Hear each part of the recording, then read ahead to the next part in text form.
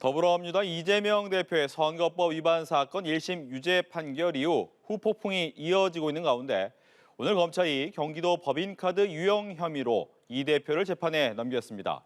검찰의 6번째 기소에 여야는 극명하게 엇갈린 반응을 내놨습니다. 관련 내용을 포함한 정치권 이슈, 김진전 중앙일보 논설위원, 김창룡 서울과학종합대학원대학교 석좌교수와 자세히 이야기해 보겠습니다. 안녕하십니까? 어서 오십시오. 네, 검찰이 경기도지사 시절 법인카드 등 경기도 예산 1억 653만 원을 사적으로 유용한 혐의로 이재명 대표를 재판에 넘겼습니다. 현 정부 들어 6번째 기소고 병합이 됐기 때문에 5개의 재판을 앞두게 된 겁니다. 민주당과 국민의힘은 아예 극명한 대립을 좀 보이고 있는데 먼저 민주당의 이야기부터 들어보죠. 6번째 기소는 어떻게 보셨습니까? 먼저 저는 우리나라 사법부의 신뢰도 얘기를 하고 싶은데요. OECD 회원국들 가운데 우리나라가 사법부 신뢰도 꼴찌 수준에 머무르고 있습니다. 이것은 그동안 무리한 검찰의 기소와 엉터리 재판 이런 것들이 원인이 됐는데요.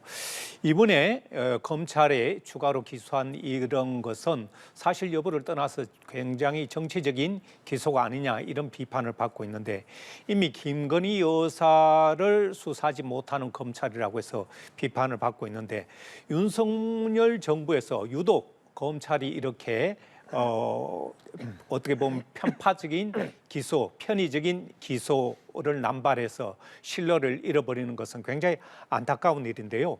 이미 검찰당이라는 이 비판까지 받고 있어서 앞으로 이 대표에 대해서 재판이 계속 이제 이어질 텐데 여기에 더해서 이번에 검찰이 또다시 기소를 했다는 것은 검찰은 완전히 권력의 개로 전락했다. 이런 비판을 받게 될 것으로 보입니다. 네, 즉 정치적인 기소다. 그렇죠. 이렇게 평가를 해주셨습니다. 아니 기소 내용을 보면 자명하게 판단이 되지 않습니까? 3년 동안에 그 액수가 1억여 원이고 내용이 대단히 심각합니다. 그러니까 이재명 경기지사 부부가 사용을 했던 여러 가지 이제 이 음식들, 식재료 거기다가 이 김혜경 여사가 개인적인 사적 모임의 식사 비용도 전부 다 지불이 됐고 그리고 관용차를 개인차처럼 사용을 해서 주차비, 그다음에 기름값 등등 1억여 원의 액수만이 문제가 아니에요. 김혜경 여사의 그런 활동을 보좌해 주기 위해서 경기도의 공무원들이 일종의 사모님 팀을 만들어서 뛰었다는 것. 그러면 그 경기도 공무원들에게 지급된 월급이라든가 이런 것도 전부 다 경기도 세금 아닙니까? 그것까지 포함을 하면 액수가 뭐 훨씬 더 많은 것이고 그리고 그 종류가 이 성격이 완전히 이재명 경기지사 부부는 공과 사를 완전히 구분할 줄 모르는 일종의 이 공직자로서의 도덕심 완전 일종의 문맹, 도덕 문맹적 형태를 보이고 있는 것이며 아니 김건희 여사를 민주당과 야권과 진보 세력에서 그렇게 공격을 했는데 김건희 여사가 여러 논란적 이런 실수를 많이 저질렀지만 국민 세금을 써서 김건희 여사가 사적으로 유용한 게 1원이라도 있습니까? 예? 그러니까 그 성격이 완전히 다르다. 그런 면에서 이것을 무슨 뭐 검찰이 기소를 했다고 해서 아니 이런 사실이 명백하게 다 드러났는데 검찰이 어떻게 기소를 안 합니까? 기소를 안 하면 검찰의 직무유기죠. 그런 검찰이 무슨 권력의 개고 뭐 야당이 무슨 이 정치 검찰이라고 욕하고 해야 돼서는 안 되는 기소를 했고 1억여 원의 내용을 보면 자명하게 판단이 된다 이렇게 봅니다. 뭐 반론 얘기를 드려야 될 것 같습니다. 내용 자체로 보면 기소를 안 하는 게 더 문제 아니냐라고 이제 얘기를 하신 거예요. 똑같은 논리를 적용한다면 윤석열 대통령과 김건희 여사는 그 주가 조작을 한 그 내용과 국정농단을 한 내용 그리고 주가 조작에 대해서 이 결혼 전의 이야기다. 결혼 이후에도 이미 여러 차례 녹취록이나 이런 것들을 밝혀졌고 현재 명태균 씨의 녹취록을 통해서 추가적으로 많은 국정농단 내용들이 밝혀졌지만 어느 것 하나 검찰의 수사가 이루어지지 않고 있습니다. 그래서 지금 돈의 문제라기보다는 국정농단 전체에 대해서 이런 부분에 대해서 수사 자체가 안 되고 있거든요. 그렇다면 검찰이 기소를 하는 사람들은 지금 보면 이 대표 죄가 있는지 없는지는 재판을 받아봐야 하는 것이고 검찰은 일단 기소를 했지만 이런 똑같은 논리로 왜 이 살아있는 권력, 소위 말하는 대통령이나 대통령 부인에 대해서는 제대로 기소를 하지 않느냐 여기에 대해서 많은 문제가 있는 것이죠. 그래서 검찰이 불공정하다, 편파 기소를 한다 이런 비판을 받고 있는 것이죠. 예. 아니 도대체 어떤 사실을 제시하시는지 모르겠는데 아니 명품백 사건에 관해서 그렇게 다 철저하게 조사를 해서 면담 조사까지 해서 수사심의위원회까지 열어서 그 결과를 이 현행법으로서는 처벌할 수 없는 혐의 없다라는 결론을 내렸지 않습니까? 도이치 사건은 문재인 정권뿐만 아니라 윤석열 정권에 들어와서도 수사 검사들이 철저하게 수사를 해서 모든 것을 다 수사를 해서 무혐의 결론을 내렸잖아요. 명택지 사건은 창원지검에서 지금 철저하게 두 사람 구속하고 11명의 수사검사가 수사를 하고 있잖아요.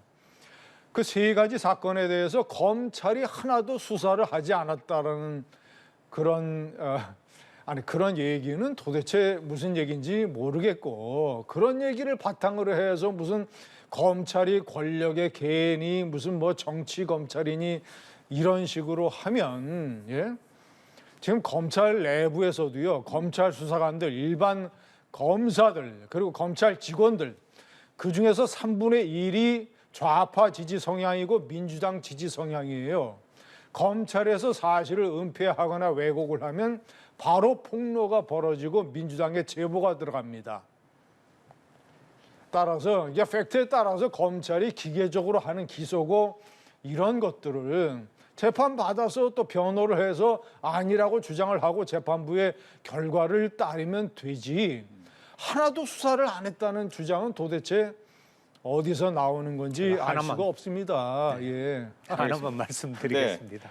뭐 길게 얘기하고 싶지 수사를 않고요. 했는데 그 결과에 대해서 이론이 있다 이렇게 주장이 되는 거와 수사를 하나도 안 했다니요. 수사를 그렇게 다 해서 언론이 그거를 이렇게 산더미처럼 보도를 했는데 무슨 수사를 안 해요. 네. 김건희 여사 주가 조작에 대해서 저렇게 수사를 했다고 하는데 수사의 내용을 보면 검사가 출장 수사를 했다 할 정도로 검찰의 진정한 수사에 대한 의문이 들었고 그 내용조차도 여러 가지 정황 증거라든가 재판 과정에서도 여러 문제점이 다 드러났음에도 불구하고 기소조차 제대로 하지 않는 이런 모습을 보고 검찰 보니까 청문회에 나서 중앙지검장이 마치 변호사냐 검사냐 이 논란에 휘말릴 정도로 김건희 여사의 죄명에 대해서 변호하는 그러한 모습들이 공격당하는 말하자면 지금 전국 대학에서 그리고 시국 선언이 일어나오는 이 여기에는 왜 김건희 여사에 대해서는 수많은 의혹이 있는데도 검찰 수사를 제대로 하지 않느냐 여기에 대한 불만이고 수사 촉구인데 수사를 다 했다니 그건 도대체 어디서 그런 근거가 있으며 또한 검찰에는 3분의 1이 좌파라고 하는데 언제 그런 조사를 해서 그런 데이터가 나오는지 전 이해가 안 됩니다. 알겠습니다. 뭐 이렇게 두 분이 다르게 보는 것처럼 아마 여야 모두 이렇게 각각의 사안에 대해서 자신에게 맞는 방향으로 볼 수밖에 없는 상황인 것 같기는 합니다. 그러다 보니까 이제 민주당 입장에서는 포커스를 조금은 또 한 곳으로 옮긴 것이 이제 김건희 여사 특검법 그리고 내년도 예산안 심사 부분에 대한 초점을 좀 맞춘 것 같아요. 여기서 먼저 국민의힘 쪽의 이야기를 들어볼게요. 준예산 얘기를 하면서 예산안으로 포커스를 좀 옮긴 이유는 어디 있습니까? 아니 특검법은 이제 자신들이 생각을 해도 이제 부결이 될 것 같고 28일 날 두 번째 이제 재결. 재표결을 하면 네.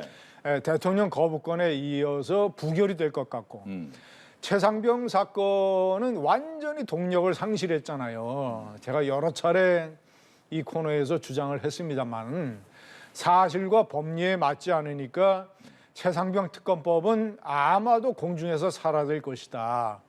여야 정치권에서 지금 완전히 사라졌잖아요. 사라지니까 이제는 또 국정조사를 한다고 합니다. 청문회를 여러 차례 해놓고도 국정조사를 해도 저는 뭐 별반 관심과 동력을 얻지 못할 것이라고 생각을 합니다. 특검과 국정조사로 제대로 공세가 이루어지지 않을 것 같으니까 야당이 쥐고 있는 예산안 통과 권한, 이 법정 시현이 12월 2일 아닙니까? 예? 그걸 넘겨서 정식 예산이 아니라 준 예산이라도 편성을 해서 계속 예산안을 가지고 정부를 흔들겠다는 거 아니겠습니까? 그러나 저는 이제 모든 것이 시간 문제고 모든 것이 이재명 대표 1심 선고 사건은 이미 대세가 기울었다. 시간이 지나면 이런 공세들이 다 이제 별로 이 동력을 얻지 못하고 이제 25일 위증교사 사건의 판결이 나오면 전국이 또 한번 요동칠 겁니다. 예. 예산안 심사를 두고도 이 행정부와 입법부가 사실 극한 대립하는 이런 모습인데요. 네. 아까 최상병 특검법이 동력을 잃었다고 했는데 전혀 동력을 잃지 않았습니다. 국정조사는 국회의 권한이고 최상병 사건은 여전히 살아있는 아주 현안입니다. 그래서 국정조사를 통해서라도 지금 수사가 제대로 되지 않으니까 수사를 했다고는 했지만 그 결과가 납득할 수 없는 의혹들이 너무 많으니까 국정조사를 통해서라도 밝혀보자는 것이고요. 지금 국회는 국회의 권한으로 예산안 심의라든가 이런 편성에 대해서 정부가 일방적으로 하고자 하는 것을 제동을 걸겠다는 것인데 저는 여기서 민주당은 민주당대로 국회에서 어떻게 보면 국회 권한을 최대한 활용한다고는 하지만 행정부와 입법부가 이렇게 너무 대립을 하다 보면 정치가 산으로 가기 때문에 이렇게 극한 대립을 하는 것은 민주주의 발전에 전혀 맞지 않기 때문에 행정부 뜻대로는 되지 않겠지만 대화 타협이라는 이 정치가 다시 저는 복원돼야 된다고 생각합니다. 윤석열 정부 들어서고 난 뒤에 이 가장 큰 것은 대화가 실종되고 야당이 정치의 동반자로 생각하지 않고 정적 죽이기에 나서다 보니까 지금 야당 대표, 여당 대표 한번 만나긴 했지만 지금 사실상 대화, 정치가 사라지다 보니까 지금 입법부와 행정부가 계속 극한 대립의 반복이 되고 있어서 예산안까지도 이렇게 돼야 되나 참으로 안타까운 현실이다 이렇게 봅니다. 그래서 저는 집권당에서 먼저 책임감 있게 이 국정을 풀기 위해서는 대화를 시작하라 이런 말씀을 드리고 싶습니다. 예. 이 와중에 이제 뭐 1심 선고 난 이후에 이제 정치인들의 말이 굉장히 또 많이 회자가 됐어요. 또 수위가 또 높았어요. 최민희 의원 같은 경우에는 이제 비명계를 향해서 좀 강한 발언을 했죠. 움직이면 안 된다라면서 얘기를 했고 또 이해식 의원은 이 대표를 향해서 뭐 신의 사제나 신의 종에 비유하기도 했습니다. 뭐 여러 가지 비판 나오니까 최민희 의원이 좀 발언이 셌다는 걸 인정한다라고 이야기를 하긴 했는데 여기에 대한 얘기 이번엔 민주당의 얘기를 어떻게 생각하시는지 좀 들어볼까요? 네. 아마 민주당 이번 재판으로 큰 충격을 받은 그런 모습들이 다양한 저런 목소리로 나타나는 것이 아닌가 이런 생각이 드는데요. 혼란계에는 소위 이 비명계들에게는 어떻게 보면 기회가 될 수도 있지만 네. 앞으로 또 다른 재판이 예고돼 있고 이런 것이 민주당에 균열을 낼 수 있다. 그런 차원에서 최민희 의원이 좀 예방적 차원에서 저런 강한 목소리를 낸 것 같은데 네.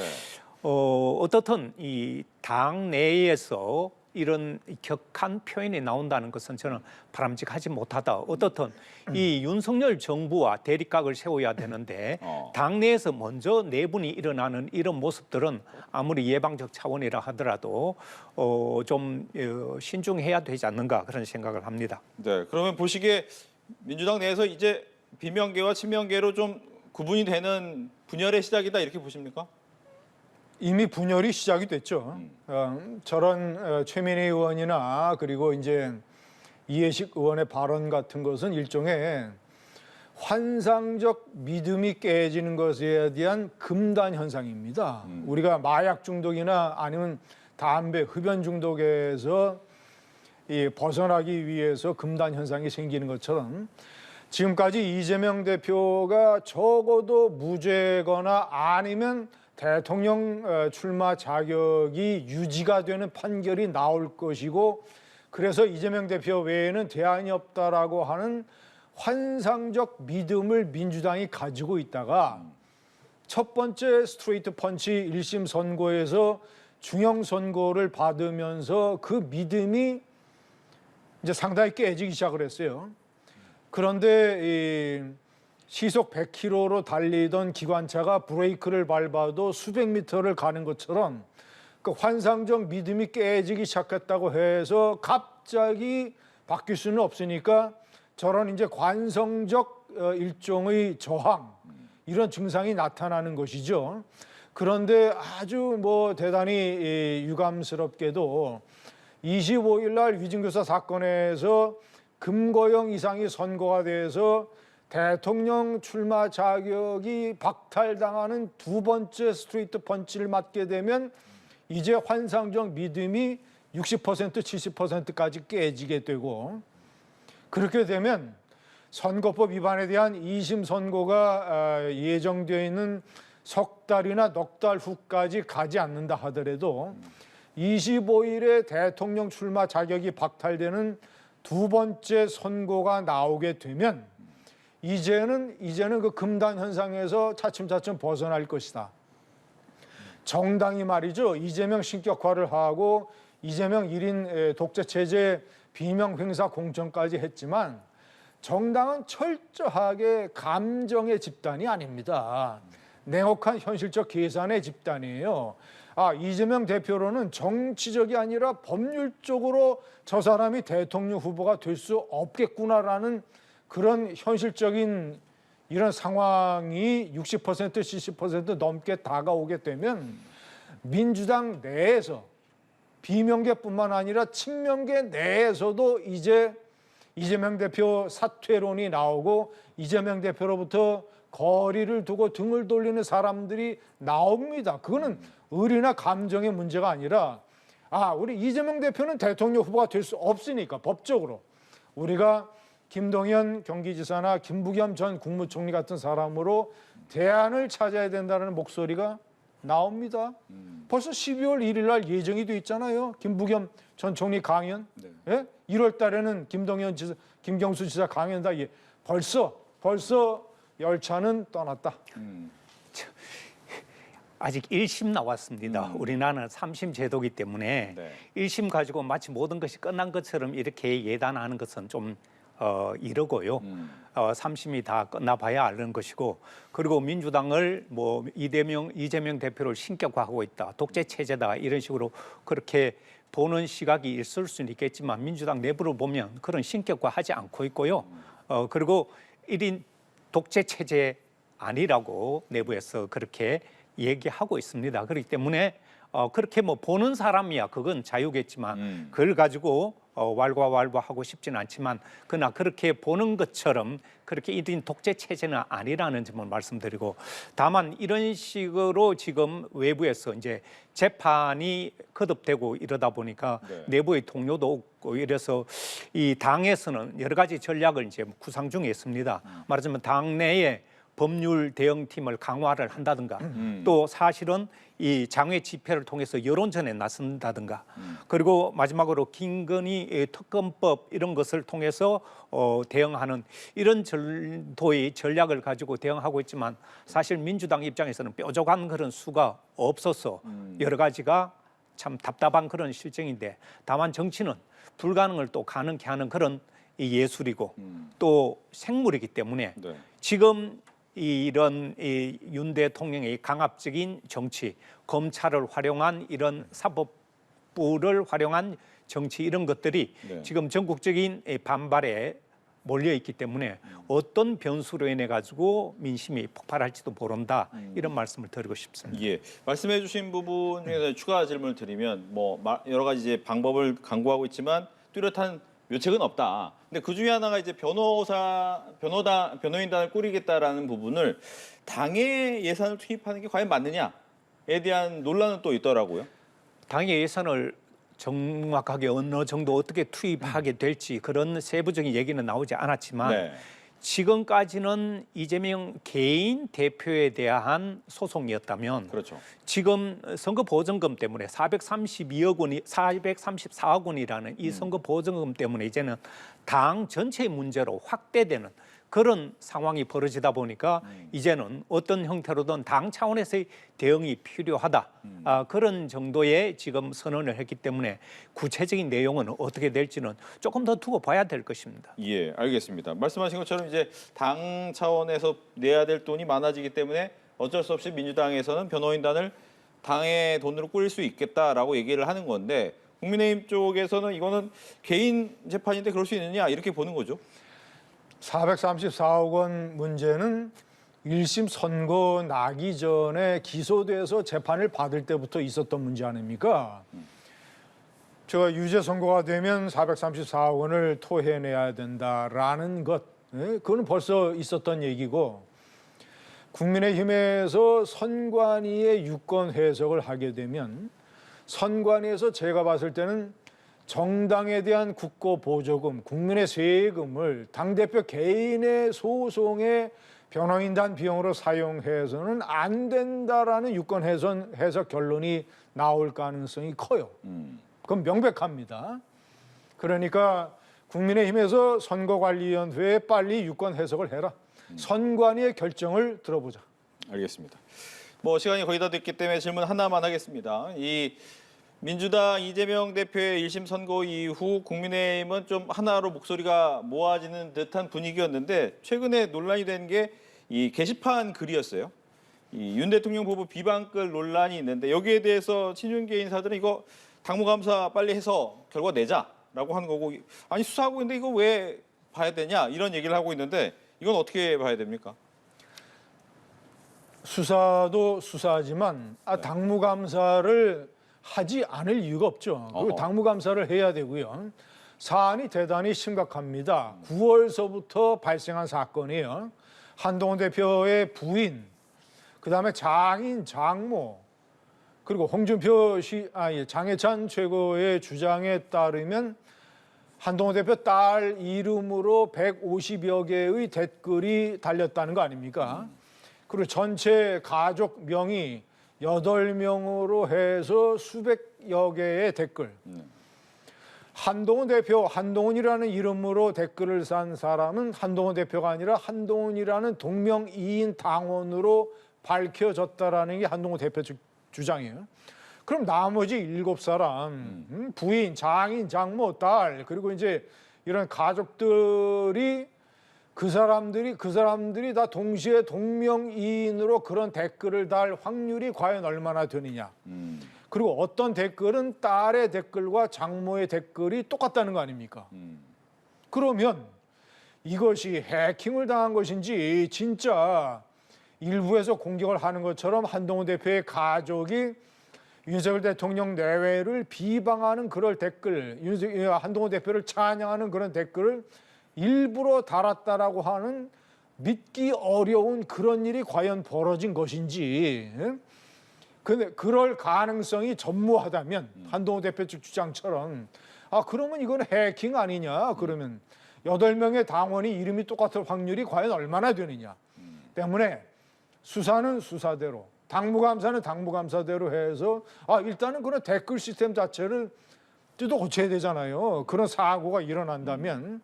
그래서 두 가지 다 해야 된다고 생각합니다. 예. 사실 당무감사가 우선이죠. 당무감사로 사실관계를 쉽게 발견할 수 있고요.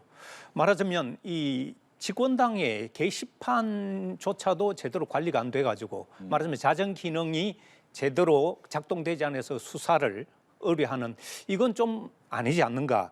온 나라가 지금 수사, 기소, 재판으로 시끄럽지 않습니까? 집권당의 게시판이 당무감사로 아주 신속하게 확인할 수 있었는데 그걸 제대로 하지 않았다는 거.